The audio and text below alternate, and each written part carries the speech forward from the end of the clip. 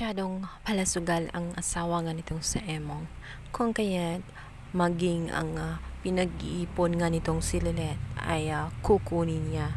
Napansin nga nitong si Lilet, nang buksan niya ang kanyang alkansya ay wala ng laman.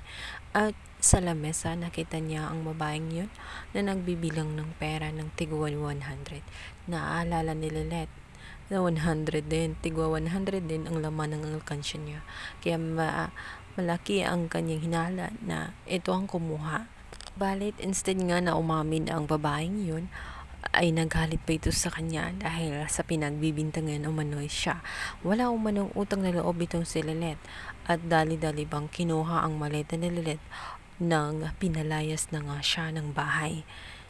Litong-lito na nga itong si Lilet sa kanyang sarili. Pakiramdam nga niya ay aping-api na siya.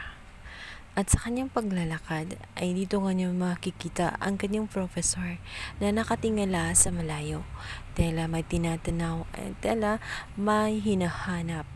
Lingid sa kalaman nga ni Lilet, ang professor na yun na minsan din niya nakasalubong noon sa daanan ay walang iba kundi ang kanyang sariling ina. Ang kanyang ina ay matagal na nagsisisi sa kanyang ginawa kung bakit niya iniwan ang kanyang anak at hindi na lang ito inalagaan. Ito'y makikita mo na kahit anong tagumpay nga ng kanyang ina ay hindi pa rin ito naging masaya.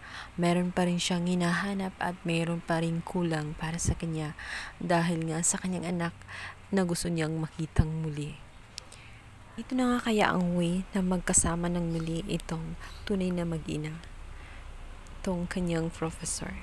Or maninilbihan kaya itong si Lilet at kalaunan malalaman din niya ang katotohanan na ina niya pala itong iniidolo niyang judge at hinahangaan pa niya ng husto. Paano naman kaya niya matatanggap na binaliwala at binasura siya ng kanyang sariling ina?